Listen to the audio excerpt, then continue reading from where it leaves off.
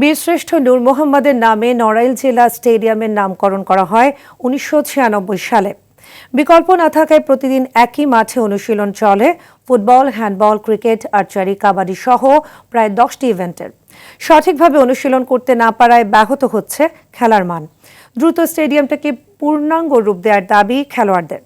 নড়াইল প্রতিনিধি সুজয় বক্সির প্রতিবেদন, জানাচ্ছেন নাদিরা সুলতানা।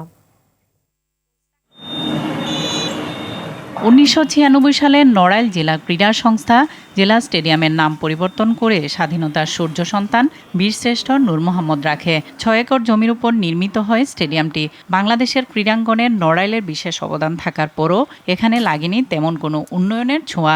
অথচ বাংলাদেশের ভলিবল, ক্রিকেট, মহিলা হকি, কুস্তি, কাবাডি, টেবিল টেনিসে বিশেষ অবদান রেখে চলেছে জেলার ক্রীড়াঙ্গন। একটা মাঠের ভিতর এক সাইডে আর্চারি, এক সাইডে ক্রিকেট, এক সাইডে ফুটবল, এক সাইডে ব্যাডমিন্টন, বিভিন্ন ইভেন্ট, মাঠে কোনো জায়গা হয় না। এতে আমাদের প্র্যাকটিস করতে অনেক কষ্ট হয়।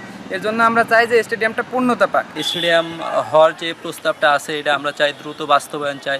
স্টেডিয়ামের উন্নয়নে এরই মধ্যে প্রায় ৪৭ কোটি টাকার প্রকল্প পাশ হয়েছে। দ্রুতই কাজ শুরুর আশা সংশ্লিষ্টদের। এটাকে যাতে আধুনিক স্টেডিয়ামের ছোঁয়া পায় তার লক্ষ্যে আমরা প্রচেষ্টা চালিয়েছি।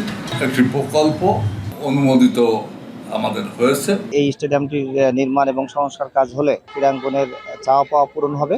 সেই সাথে আমাদের ব্যাডমিন্টন, ভলি, বাস্কেটবল, হ্যান্ডবলের জন্য আমাদের ইনডোর স্টেডিয়াম তৈরি হবে। বীরশ্রেষ্ঠ নূর মোহাম্মদ স্টেডিয়ামের উন্নয়নের মাধ্যমে ক্রীড়াঙ্গনের উন্নতি ঘটবে এমন আশা জেলাবাসীর। নাদিরা সুলতানা, RTV।